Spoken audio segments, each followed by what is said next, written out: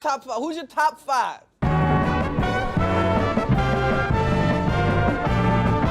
My top five is. My top five. Tonight's top five.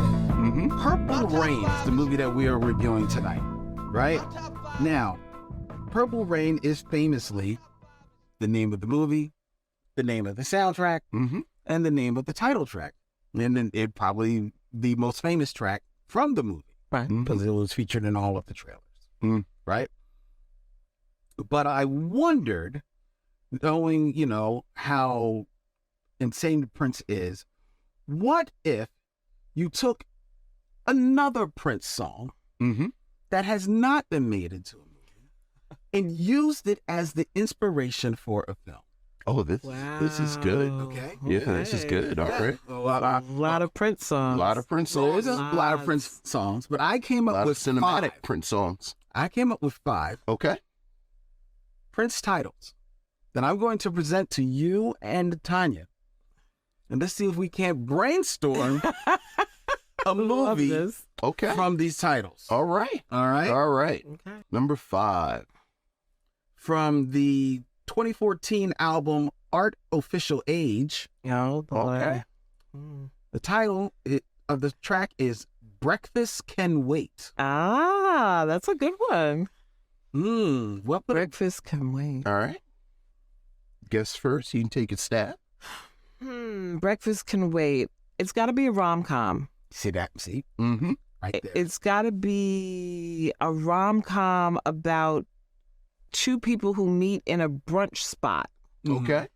but then somehow are separated by time or circumstances or something that keeps them apart. But the brunch spot somehow keeps them going back again and again. I don't know. Maybe one's a waitress and there's a Okay. guy that comes through. I think I'm getting I think I'm getting my inspiration now from Alicia Keys's You Don't Know My Name. Where most stuff I'm like- eats catfish and collard greens and sweet potatoes and washes it down with hot chocolate. But let's take that further. Let's make that into the movie Breakfast Can Wait. And so somehow the brunch spot and a female star like Tessa Thompson or something Okay. is the hardworking. If you're a waitress, you don't have a blue collar, so maybe it's a white collar. Because as I remember that video, Alicia has on a uniform. Yes. Yes. Which I can't remember the last time I saw a waitress in uniform, but hey, for the purposes of this film, we'll go with that. We'll expand upon in the Alicia Keys Prince universe because they were friends. We'll expand upon that video and somehow turn it into a rom-com with a Harlem waitress because the video was set in Harlem. Okay. And we'll make Breakfast Can Wait the theme song of the movie, and we'll somehow work it together with the brunch and Alicia and maybe some Mos Def-like actor. I don't know, Yahya Abdul-Mateen. How about that? All right. What do you think? I like it. I got nothing to add to that. I didn't come up with much of a narrative, but we just got a love scenario. We're Right. just taking in mash up Alicia Keys and Right, Prince's right. Breakfast Right, Can throw a Wait. couple of complications in there. Exactly. She's going to get in trouble for making his hot chocolate with milk instead of water. Right, the real milk, right, Right. exactly. Now, my only question is, and maybe I'm thinking too much about this, but suppose the roles were reversed and Yaya was a waiter and it was Alicia Keys there eating. Would it come off as romantic? See, now it gets a little creepy. See, that's Because Alicia Keys, remember, she pulls and gets his card and tracks him she was down. stalking him a And, little bit. and I found your number and I told you. And I look a lot different when I don't have my uniform on. See, it reads differently. Yeah, see, that's why I'm saying. That's I what think I'm you saying. turned it now into a stalker. Right now, We've changed genres. We've gone from a rom-com to a version of you. Right, on, right. Breakfast Can waits. Yeah, I think we've come up with a variety of Right, I was about to options say, for this yeah. based on the breakfast of Right. Alicia Keys and we threw Yaya in there somewhere. He's So hey, involved in, yeah. Yaya made it a little bit more sinister when you flipped it somehow because Right. you know Yeah, him he's from Candyman. yeah, exactly. Right. Exactly. Number 4. Number 4. Vince, you start this off. All right. Cool. This is from 2004's Musicology. Okay. Cinnamon Girl. Cinnamon Girl. Mm-hmm. So Cinnamon Girl is a socio-political thriller Okay. about an activist who is going up against the various and sundry conglomerates that control the spices, that control, like, it's not Hershey. Is it a period film? But it's current. It's not Hershey, but it's 100% Hershey. Okay. And sort of their practices with indigenous peoples and around the world, and you know, and what does fair trade really mean? Oh, wow. Yeah, you took it deep. Lupita Nyong'o plays the title character. Jesus. And it is about what happens when one woman goes up against Big Candy. And it's a thriller. Oh, shit. Cinnamon Girl. Shit. That's mine. Jesus. Yeah, top that. I would say Cinnamon Girl is she's a young lady from an African country who's being sex trafficked in the United States. And there is a private detective who is charged with going to find her where she's been sex trafficked to. Mm-hmm. So it's a thriller with not an activist twist, but a thriller with not adventure, because that's not right with sex trafficking, but you know those kinds of movies where the guy has to go, the hard-boiled detective guy has to go and find the poor damsel in distress, which is really distressed because she has been trafficked. So there's a time limit. She's going to be trafficked someplace that nobody can find her. So we've got to, ticking clock. 72 hours, we got to find her, or she's going to be so far outside of commission that no one will be able to. So I see, who's a movie starish, detective-y black actor? Oh, our dude, Aldous Hodge. Oh, yes. Aldous Hodge. Perfect. There you go. Perfect. And then there's got to be a mother who's maybe it's Lupita Nyong'o again. Right. It's because it's a young girl. Right. Sex 12, 13-year-old. There you go. Or if not Lupita, who else could we have that would be someone who might have a tie to another country or another continent? Danae Guerrero. Yes, I like that. Yeah. I like that. And Sheila, is it Sheila Atem? Mm-hmm.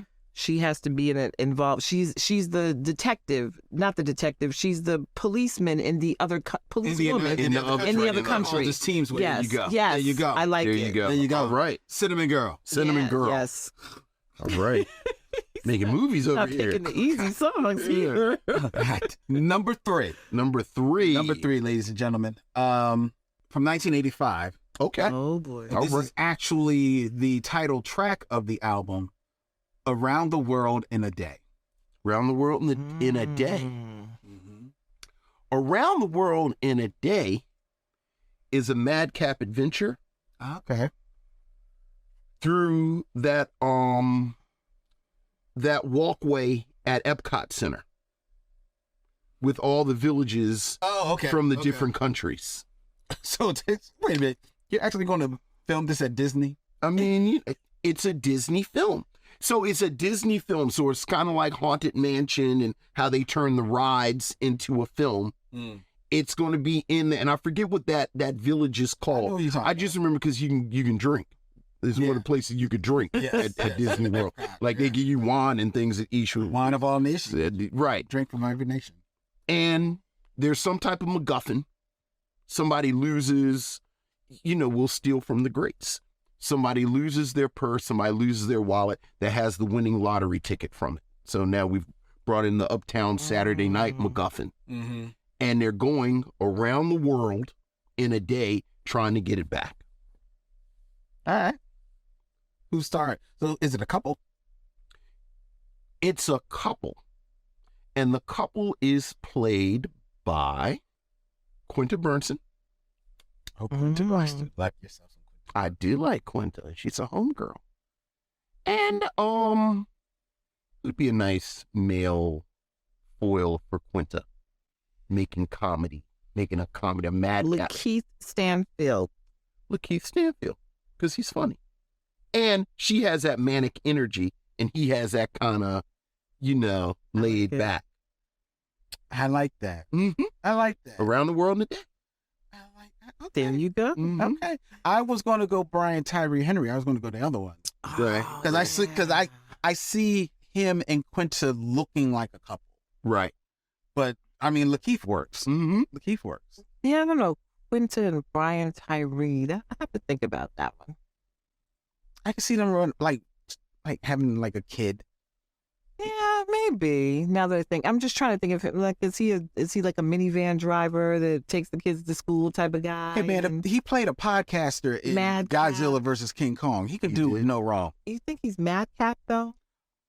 Oh, he was insane in that movie. Okay, I missed that one. Brian Tyree, he never ceases to amaze me in anything that he I does. did see Causeway. Did you see Causeway? I haven't seen Causeway yet. I heard he's really good at that.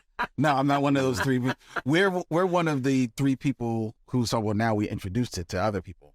The Outside Story. The Outside Story. Did you see that? I did not. Mm-hmm. Yeah, that's from last year with Brian Tyree Henry. And This is the one where he gets locked out of the house or Yes. something. I think I saw that on your site. Matter of fact, I Yes. thought this. Looks yeah, we had interesting. a screening. Yeah. And he's hilarious. Yeah, and he has some I'll watch madcap that. moments. So Yeah.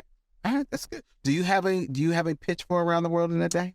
Around the World in a Day. I am going to take this from real life headlines. Okay. I like that. So, Praz from the Fugees Mhm. is going to trial on March 27th because of a case that is so crazy. You will just have to go to Rolling Stone and read the story about why he's on trial. Okay. During this trial, information about the trial that was released, basically, Praz got caught up with this very wealthy guy from Malaysia. But the reason why he was very wealthy is because he stole $4 million from the $1 billion from the Malaysian government. As one does. Kamora Lee Simmons' husband, Tim Leithner, I'm getting his name a little crossed up. He's involved in this case as well and is actually awaiting sentencing in this big theft of money from the Malaysian government. He was the Goldman Sachs banker who was involved in kind of winking these transactions where this guy whose name is Joko or something like that stole this $4 billion.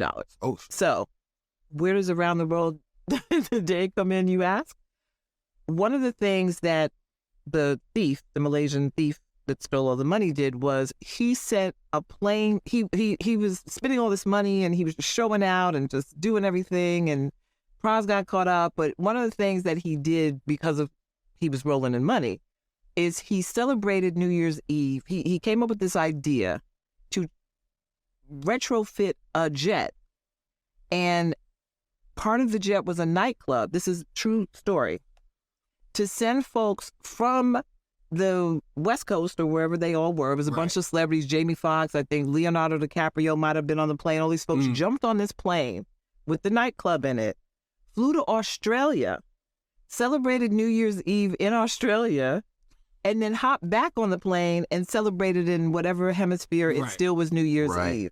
So that would be my idea for Around the World in a Day. It would be the same scenario, maybe not with the stolen money, but somebody who was wealthy enough to say, we're going to hop on a plane and we're going to celebrate this New Year's Eve in Australia and then come back to whatever hemisphere and do it again. And it would be a movie about the adventures, and it would be a star-studded cast. Of course. So we would have to have like Halle Berry, and we would have to have Regina Hall because she's funny, and we would have to have Tiffany Haddish because sometimes she's funny, and we would have to have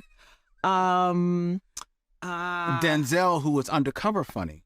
Okay, yes, because he's a big star. We want to have a black film with Around the World in a Day with all of the big black stars in the way that we had those movies back in like the 70s when they would take every single celebrity who was anybody. I'm a big fan of disaster movies also. Sure. I've watched them all at least once in 2 years. Love them. Towering Inferno and the airport films are my absolute favorite of that drama, of that genre.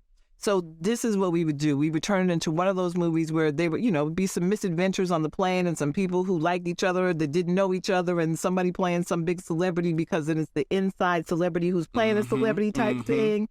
And then we would have this awesome movie and it would be funny and it would be star-studded and they would go from Australia to back and then it would be around the world in a day. All right. That is perfect.